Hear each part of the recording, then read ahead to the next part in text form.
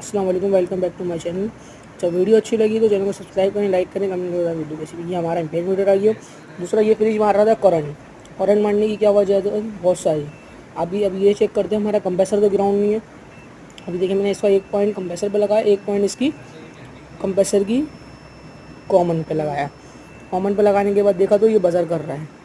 देखिए ये कंटिन्यूटी बता रहा है, इसका मतलब ये कंप्रेसर हमारा ग्राउंड हो चुका है, जिसकी वजह से हमें करंट मार रहा है, हमारा कंप्रेसर हो चुका है ग्राउंड।